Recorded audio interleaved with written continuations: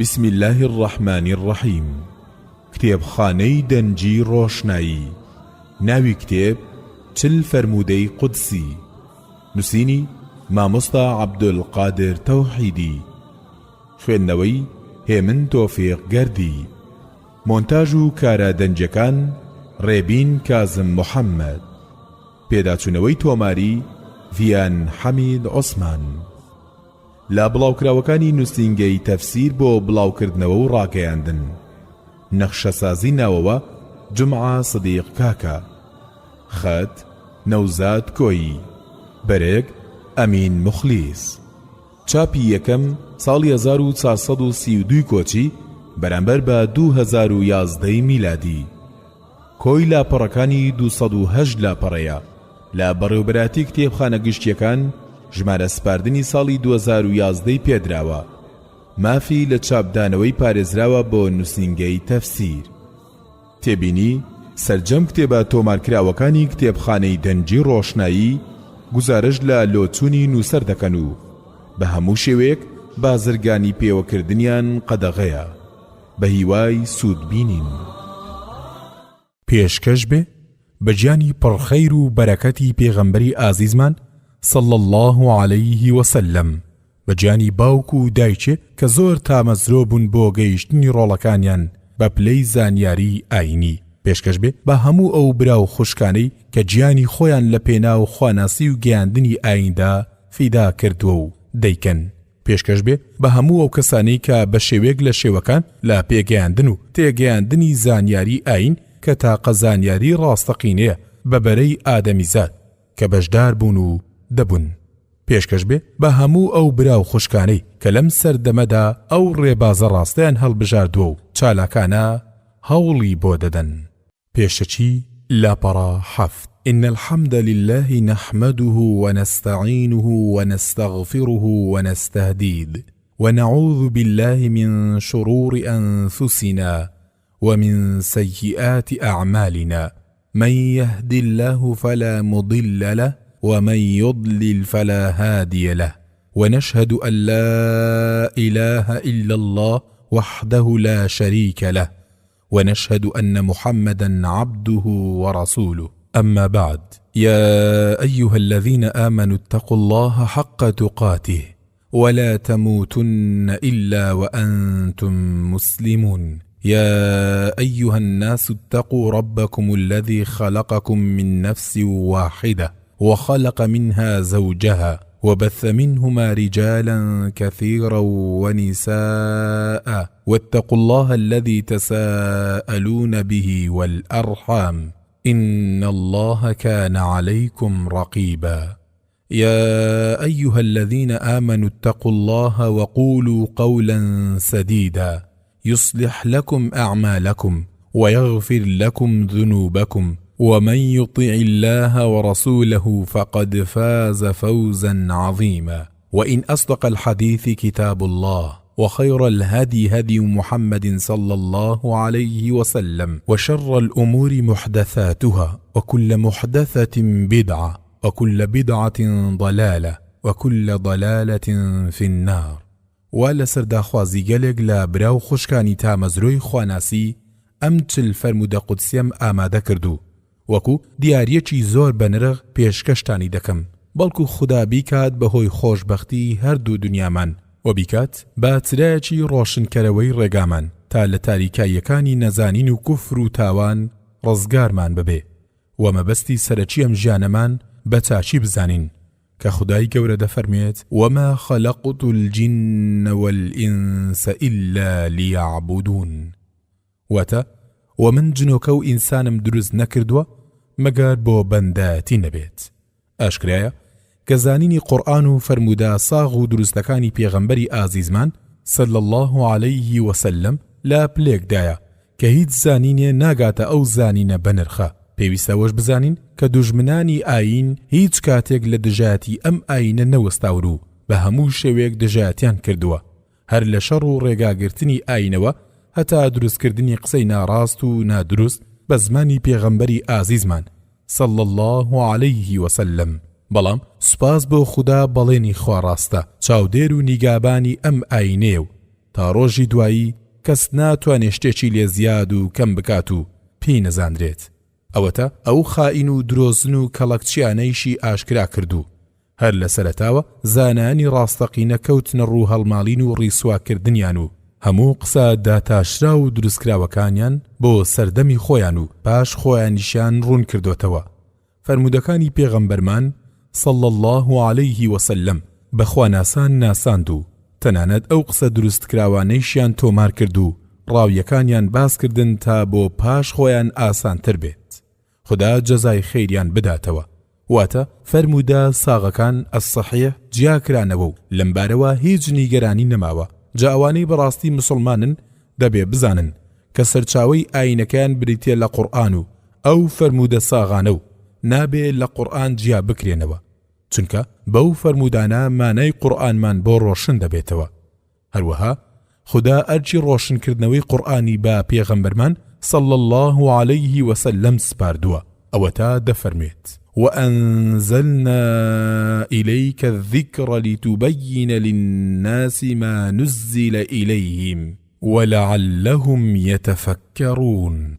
واتا وإما أم قرآن ما ناردوت خوارو بوتو تا تويش روشني كيتو بو خلق أويك روانك راوتلانو بوهي وعوى كبير بكنوا بلي أم فرمودانا روشن كروي قرآن جاهيد جداوازيك نير لنوان أودا کەمانای ئاەتێکی ڕۆشن کردبێتەوە یان ئاەتێکی گشتی تایبەت کردبێ یان ئاەتێکی تایبەتی گشتی کردبێ یان شتێکی حرام یان حەڵال کردبێ و لە قورئاندا باز نەکرابێ، چونکە خدا ئیجازەی ئەو کارەی بە پێغەمبەر صلی الله علیه وسلم داوە کە لەو بارەوە قسە بکات. جا بە ئیجتیهادی شتێکی کردبێ مادەم خدا بێدەنگ بۆ لێی مانای وایە کە حکمەکەی هی خوایە. ئەجینە ئەوەتا چەند جار خودای گەورە ئامۆژگاری پێغەمبەرمان صلی الله علیه وسلم دەکات و دەفەرموێت ئاوانەکەیت وەکو بابەتی پرسیاری نابیناکە و بەردانی جیراوەکانی بەدر و ماوەدان بە دواکەوتنی ئەو خەڵکەی کە لە کاتی جەنجی تەبوکدا دواکەوتن و چەند شتی تریش. واتە پێغەمبەرمان صلی الله علیه وسلم نێراوی خوایە و پێویستە هەموو فەرمودەکانی بەڕاست بزانرێت و پەیڕەوی بکرێت. چ ئەوەی کە قورئانە و کەلامی ڕاستە و خۆی خودایە بەمانە وشەکانیەوە و چ ئەوانەی کە وشەکانی هی پێغەمبەر صلی الله علیه وسلم بن، وەکو لە فەرمودەی صحیحدا هاتووە کە پێغەمبەرمان صلی الله علیه وسلم دەفەرمێ ئەلا وئنی ئوتیت الکتاب ومثله معه. واتە بەڕاستی من قورئانم پێدراوە و ئەوەندەی قورئانیشم لەگەڵ قورئاندا پێدراوە. جاوانی کە لەبەر هەر هۆیەک فەرمودە ڕاستەکانی پێغەمبەرمانیان قبول نییە بەڕاستی ئەوانە داڵل و مضلیشن، واتە گومڕاه و گومڕاکەریشن. ئاشکرایە ئەوانەیش کە گوێ بە فەرمودەکان نادەن و هەرچیان دەستکەوت بەبێ لێکۆڵینەوە بە قسەی پێغەمبەری صلی الله علیه وسلم دانێن دەیکەن بە بەڵگەی قسەی ڕاست و بۆچوونەکانیان. ئەوانیش هەر وەکو کۆمەڵی یەکەموان و گومڕاه و گومڕاکەریشن. هەردووانیان لە ڕێگەی ڕاستەقینەی ئیسلام لایەنداوە و ئەگەر ئاینیان دەوێت پێویستە لەو بیر و لۆچوونە پاشگەز ببنەوە و قورئان و فەرمودە ڕاست و ساغەکانی پێغەمبەرمان صلی الله علیه وسلم با بناغە و ئەساسی عەقیدە و بیر و باوەڕی خۆیان بزانن و کاری بۆ بکەن و لەسەری بژین و لەسەریشی بمرن. ئەوەتە خدای گەورە لە قورئانی پیرۆزدا دەفەرمێت قل إن كنتم تحبون الله فاتبعوني يحببكم الله ويغفر لكم ذنوبكم والله غفور رحيم. واتە ئەی محەممەد صلی الله عليه وسلم پێیان بڵێ ئەگەر ئێوە خواتان خۆش دەوێ پەیڕەوی من بکەن خدایش ئێوەی خۆش دەوێ و لە تاوانەکانتان خۆش دەبێ و خدا زۆر لێبوردە و زۆر بەسۆزە. جاوەکو وتمان مسلمانی ڕاست ئەوەیە کە قورئان و فەرمودە ڕاستەکانی پێغەمبەرمان صلی الله علیه وسلم بکات بە مامۆستای خۆی و دەستیان پێ بگرێ تا ڕزگار ببێت لە هەردوو ژیاندا، وەکو پێغەمبەرمان صلی الله علیه وسلم دەفەرموێ تەرەکت فیکم ئەمڕین إن تمسكتم بهما لن تضلوا بعدي. واتە من دووشتم بۆ ئێوە جێهێشتووە ئەگەر دەستیان پێ بگرن هەرگیز لە پاش من گومڕا نابن. کتاب الله و سنەتی کتێبەکەی خدا و ڕەوشتەکانم. کەوابوو پێویستە برایان و خوشکانمان ڕووکەنەوە قورئان و ڕەوشتە بەرز و بەنرخەکانی پێغەمبەرمان صلی الله عليه وسلم کە ئەویش لا پەیڕەویکردنی فەرمودەکانیەوە دەردەکەوێت. ئێمەش لێرەدا چل فەرمودەی ڕاست و ساغمان کۆ کردەوە و بە گوێرەی کات و توانامان مانامان کردن و لە پاش هەموو فەرمودەیەکیشەوە ئاماژەمان کردووە بۆ چەند سەرساوێکی ئەو فەرمودەیە. هیوادارین برا و خۆشکانمان لەبەریان بکەن و توێشێکی پاشە ڕۆژیان پێپەیدا بکەن و ئێمەیش لە نزای خەیر بێبەش نەکەن. ئێمە لەمانەی ئەم فەرمودانەدا 109 فەرمودەی ترمان نووسیوە کە لە پاشدا بە گوێرەی ئەلف با لە ئاخری کتێبەکەدا ئاماژە بۆ خۆیان و لاپەڕەکانیان دەکەین و ئەوەی کە ڕیوایەتەکەی نەنووسراوە مەگەر نەزانرابێت ئەجینە دەنووسرێت بۆ ئەوەی ئێوەی ئازیز بە ئاسانی بتوانن فەرمودەی پێویستی خۆی بدۆزنەوە. لە کۆتاییدا داوا لە ئێوەی بەڕێز و ئازیز دەکەین کە هەڵەکانمان بە دیاری بۆ بنێرنەوە. ئێمەیش لە دوعای خێر بێبەش نەکەن. والسلام عليكم ورحمة الله وبركاته. عبدالقادر توحيدي. فرمودي يكم لاپەڕە 13. عن ابن مسعود أن رسول الله صلى الله عليه وسلم قال: آخر من يدخل الجنة رجل فهو يمشي مرة ويكب مرة وتصفعه النار مرة، فإذا ما جاوزها التفت إليها فقال: تبارك الذي نجاني منك، لقد أعطاني الله شيئا ما أعطاه أحدا من الأولين والآخرين. فترفع له شجرة فيقول: أي ربي أدنني من هذه الشجرة فلاستظل بظلها وأشرب من مائها. فيقول الله عز وجل: يا ابن آدم، لعل إن أعطيتكها سألتني غيرها. فيقول: لا يا ربي، ويعاهده ألا يسأله غيرها، وربه يعذره لأنه يرى ما لا صبر له عليه، فيدنيه منها فيستظل بظلها ويشرب من مائها، ثم ترفع له شجرة هي أحسن من الأولى فيقول: أي ربي أدنني من هذه لأشرب من مائها وأستظل بظلها، لا أسألك غيرها. فيقول: يا ابن آدم، ألم تعاهدني ألا تسألني غيرها؟ فيقول: لعل إن أدنيتك منها تسألني غيرها. فيعاهده أن لا يسأله غيرها، وربه يعذره لأنه يرى ما لا صبر له عليه، فيدنيه منها فيستظل بظلها ويشرب من مائها، ثم ترفع له شجرة عند باب الجنة هي أحسن من الأوليين، فيقول: أي ربي أدنني من هذه لأستظل بظلها وأشرب من مائها، لا أسألك غيرها. فيقول: يا ابن آدم، ألم تعاهدني ألا تسألني غيرها؟ قال: بلى يا ربي، هذه لا أسألك غيرها، وربه يعذره لأنه يرى ما لا صبر له عليها، فيدنيه منها. فإذا أدناه منها فيسمع أصوات أهل الجنة فيقول: أي ربي أدخلنيها. فيقول: يا ابن آدم، ما يسريني منك؟ أيرضيك أن أعطيك الدنيا ومثلها معها؟ قال: يا ربي، أتستهزئ مني وأنت رب العالمين؟ فضحك ابن مسعود فقال: ألا تسألوني مما أضحك؟ فقالوا: مما تضحك؟ قال: هكذا ضحك رسول الله صلى الله عليه وسلم. فقالوا: مما تضحك يا رسول الله؟ قال: من ضحك رب العالمين حين قال: أتستهزئ مني وأنت رب العالمين؟ فيقول: إني لا أستهزئ منك ولكني على ما أشاء قادر. صحيح، أخرجه مسلم وأحمد.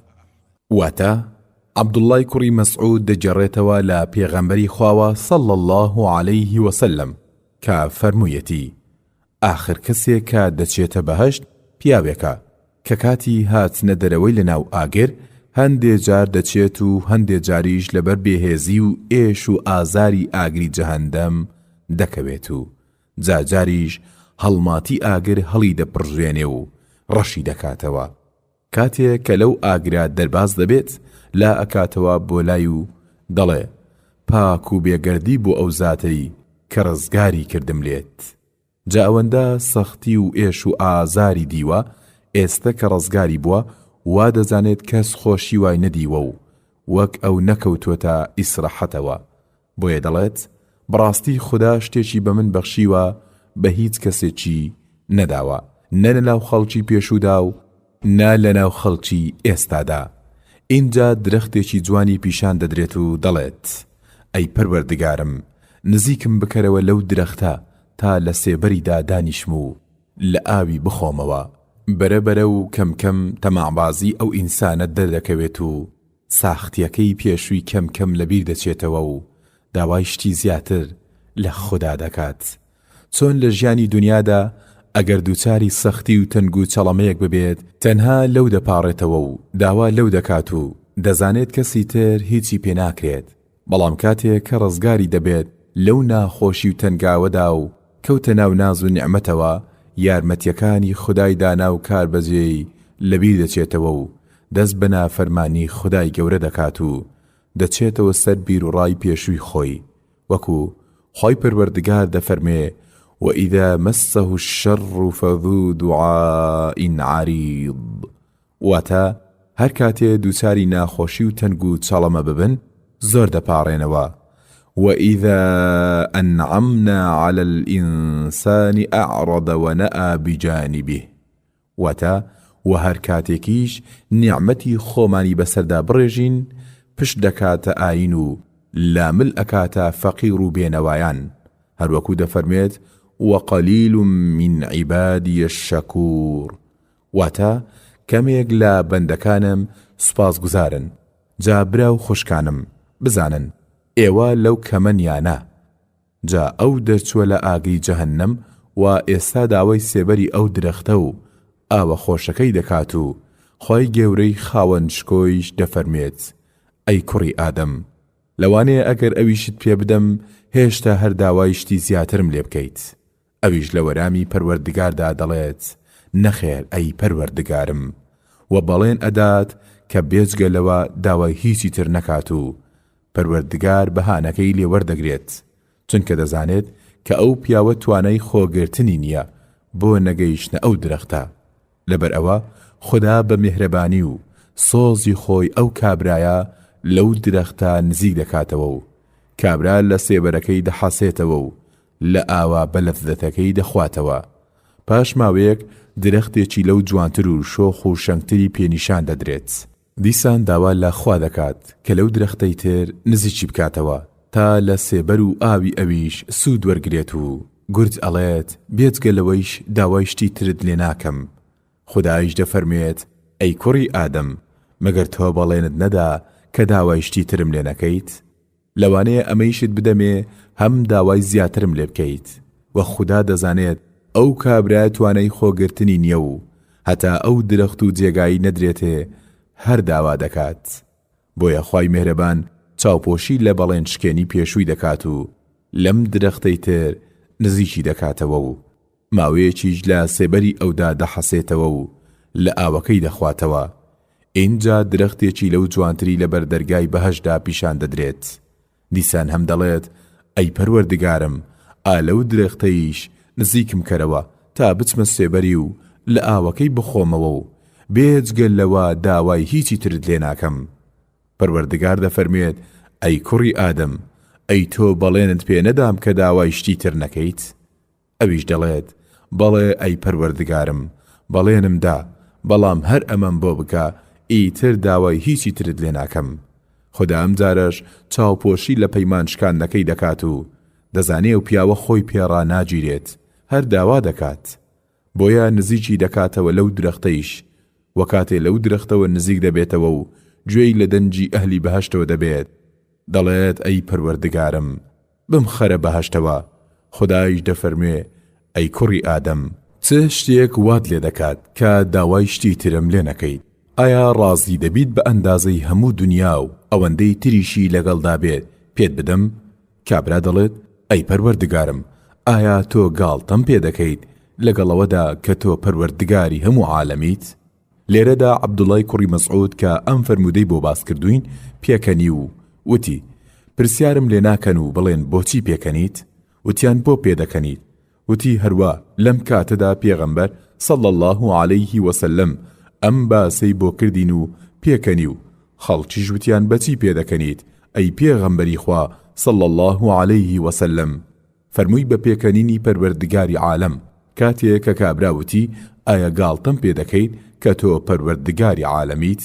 خدا دەفەرمێت من گاڵتەت پێ ناکەم، بەڵام دەبێت ئەوە بزانیت من هەرچی ئارەزوو بکەم دەیکەم، ئەوەی کە بە تۆ متووە لای من زۆر ئاسانە، ئیتر نابێت دوابزانیت کە گاڵتەت پێ دەکەم. ئەمانەی خوارەوە لەم فەرموودە قودسیە وەردەگیرێت. یەکەم، خدا بێجگە لە قورئان قسەی تری هەیە و پێی دەوترێت فەرموودەی قودسی.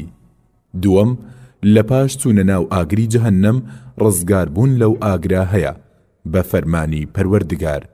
سێیەم، لە بەهەشدا تەکلیف نییە، چونکە ئەگەر تەکلیف بووایە ئەو کابرایە تاوانبار دەبوو، چونکە چەند جار بەڵێنی خۆی شکاند و خدا سزای نەدا لەسەر شکاندنی و سەرکۆنەی نەکرد و لێ عاجز نەبوو. بەڵام لە مەحشەردا تەکلیف هەیە، وەکو لە فەرمودەی ژمارە 13دا هاتووە ئایەتی 42 سوڕەتی نون کە دەفەرمێت يوم يكشف عن ساق ويدعون إلى السجود فلا يستطيعون.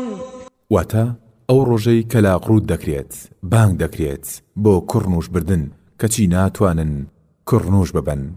چارەم، ئینسانەکان بەبێ فەرمانی خدا توانای ڕۆشتن و گەڕانیان نییە. ئەوە بوو بە ئاشکرا پێی لێنا و ئەگەر خدا خۆی لەو درەختەی نزیک نەکردایەتەوە نەی دەتوانی نزیک بێتەوە. کەواتە گەڕان و هاتوچۆی بەهەشتیان لەناو بەهەشدا فەرمانی خدای لەسەرە و ئیرادە و کەونیەتی. پێنجەم، بنیادەم هەروەکو لە دنیادا ئارەزوات و تەمەنای زۆرە لە بەهەشتیشدا هەروایە هەتا خدا ڕازی دەکات. شەشەم، خدای گەورە خاوەنی سۆز و بەزەیەکی لە سنوور بەدەرە.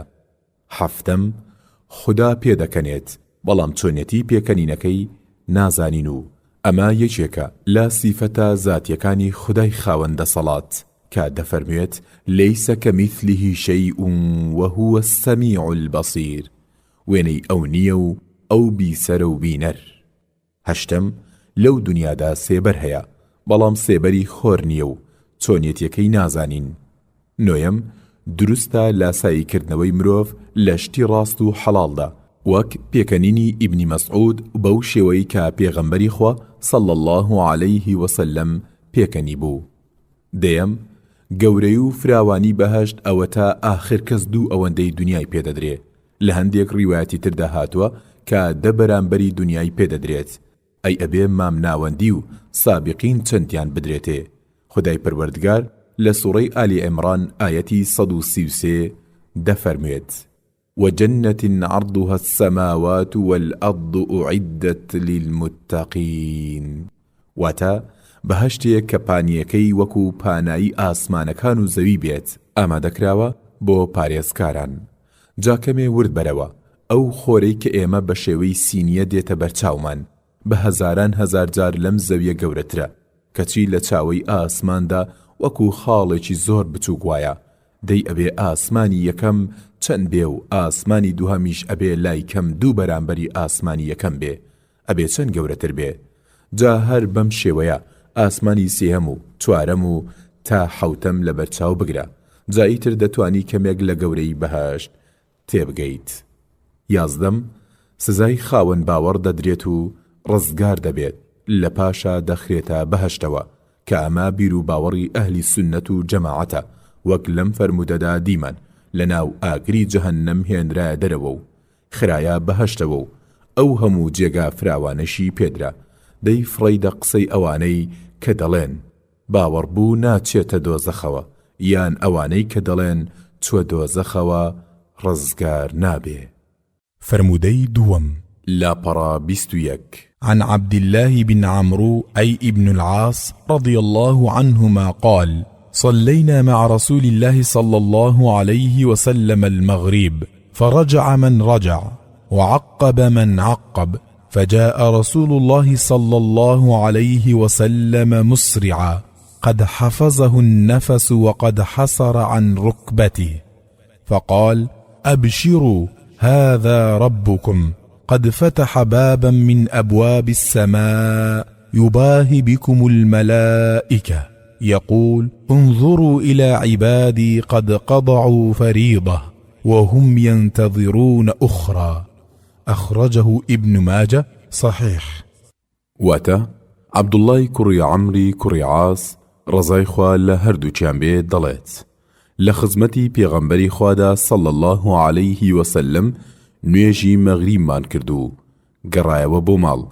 ئەوەی کە گەڕایەوە و مایەوە لە مزگەوت، ئەوەی کە مایەوە فرەی نەبرد.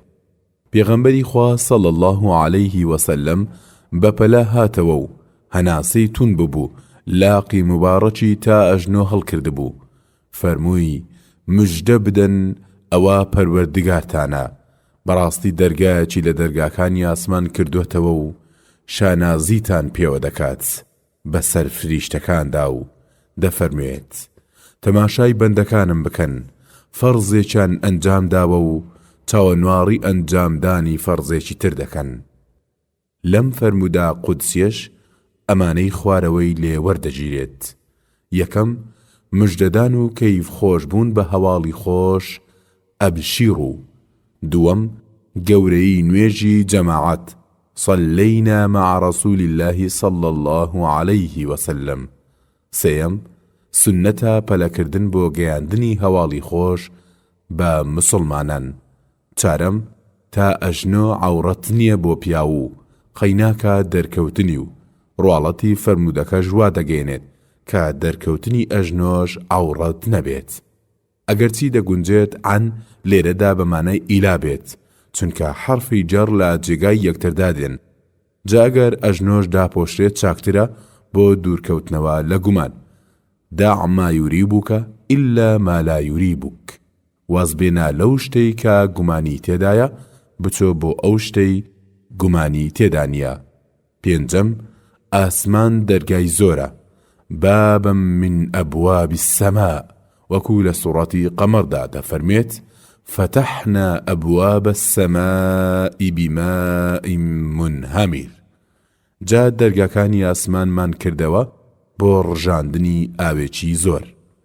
شەشەم، خدا قسەی هەیە بێجگە لە قورئان. ئەم خاڵە لە هەموو فەرمودە قودسیەکاندایە، ئیتر دووبارەی ناکەینەوە. هەفتەم، شانازی وەسفێکی فعلی خدایە و چۆنیەتیەکەی نازانین. هەشتەم، سنەتە مانەوە لە مزگەوتدا پاش جەماعەت و چاوەنواڕیکردنی هاتنی فەرزێکی تر.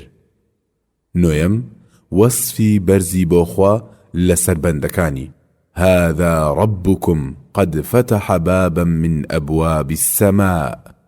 دەیەم، پێغەمبەری خوا صلى الله عليه وسلم هەروەکو باقی خەڵکی تر ماندوو بووە، قد حفظه النفس. یازدەم، دڵسۆزی پێغەمبەری خوا صلى الله عليه وسلم سەبارەت بە یارەکانی، ئەوە تا گورج ئەو هەواڵە خۆشەی پێگەیاندون. دوازدەم، قسەی خوا لەگەڵ فریشتەکاندا، واتە قسە بۆ خوا وەسفێکی کردداری فعلیە، هەر بووە و هەر دەبێت، بەڵام قسەی خوا لەگەڵ ئەم و ئەودا تازەیە.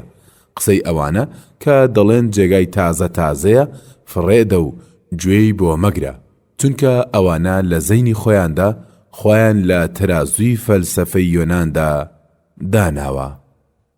فرمودەی سێیەم. لاپەڕا 24. عن عمر بن الخطاب رضي الله عنه قال: سمعت النبي صلى الله عليه وسلم بوادي العقيق يقول: أتاني الليلة آت من ربي فقال: صلي في هذا الوادي المبارك وقول عمرة في حجة. رواه أبو داود وابن ماجه، حديث صحيح. واتا عمری کوڕی خەتاب بەر ڕەزامەندی پەروەردگار بکەوێت دەڵێت بیستم لە شیوی عەقیق کە پێغەمبەری خوا صلی الله عليه وسلم دەیفەرموو ئەم شەو یەکێک لەلایەن پەروەردگارمەوە هات بۆ لام و وتی لەم شیوە بەڕێزەدا نوێژ بکە و بڵێ نیەتی عومڕەم هەیە لەم حەجەدا. لەم فەرمودەیە ئەمانەی خوارەوە وەردەگیرێت. یەکەم فەرمودەی قودسی لە چەند ڕێگایەکەوە گەیشتووە بە پێغەمبەری خوددا صلی الله عليه وسلم. لەوانە ئەلیف لە ڕێگای جوبرائیلەوە، بە لە ڕێگای خەوبینینەوە، جیم جاری واش بووە ناوی واسیتەی نێوان خوددا و پێغەمبەر نەبراوە وەکو ئەم فەرمودە، دال جاری واش بووە ڕاستەوخۆ لە نێوان خوددا و پێغەمبەردا ڕوویداوە وەکو فەرمودەی شەوڕەوی ئەلئیسرا و کورتکردنەوەی ژمارەی نوێژ لە 50 نوێژەوە بۆ 5 نوێژ. دووەم شیوی عەقیق نزیکی بەقیع و 4 میل لە مەدینەوە دوورە، شیوێکی پیرۆزە وەکو مەدینە نوێژ تێداکردنی ئیشێشی چاکە. سێیەم سنەتە حاجی لەو شوێنەدا شەو بمێنێتەوە تا بەر و دوایان یەک دەگرێت. چارەم ڕواڵەتی فەرمودەکە ئەوە دەگەێنێت کە پێغەمبەری خوا صلی الله عليه وسلم حەج و عومڕەی پێکەوە کردووە کە پێی دەوترێت قیڕان، کە شێوەیەکە لەو سێ شێوەی حەجکردن. یەکەم بەیەکەوە قیڕان، دووەم عومڕە لە پێشەوە ئینجا حەج کە پێی دەوترێت تەمەتوع، کە ئەم شێوە پێویستە کابرا حەیوانێک سەر ببڕێت و ئەگەر نەیبوو 10 ڕۆژ ڕۆژوو بگرێت، 3 ڕۆژی لە حەجدا و 7 ڕۆژیش لە ماڵدا ئەگەر خەڵکی مەککە نەبوو، وەکو خوای پەروەردگار لە سوڕی ئەلبەقەرە ئاەتی 196 دەفەرمێت فمن تمتع بالعمرة إلى الحج فما استيسر من الهدي فمن لم يجد فصيام 3 أيام في الحج و7 إذا رجعتم تلك 10 كاملة ذلك لمن لم يكن أهله حاضر المسجد الحرام. شێوەی سێهەم ئەوەیە کە حەج لە پێشدا بکات، ئینجا عومڕە ئەمەیان پێی دەوترێت جیاکردنەوە ئیفراد. پێنجەم جێگا هەیە پیرۆسترە لە جێگای تر، بۆ نمونە مەککە لە مەدینە پیرۆسترە، مەدینە لە قودس و قودس لە باقی شوێنەکانی تر پیرۆسترە. نوێژی مەسجد الحرام بە 100,000 نوێژی جێگاکانی تری غەیری مەدینە و قودسە و نوێژی مزگەوتی پێغەمبەر صلی الله عليه وسلم لە مەدینەدا بە 1000 نوێژە و نوێژی بەیت المەقدیسیش بە 500 نوێژە.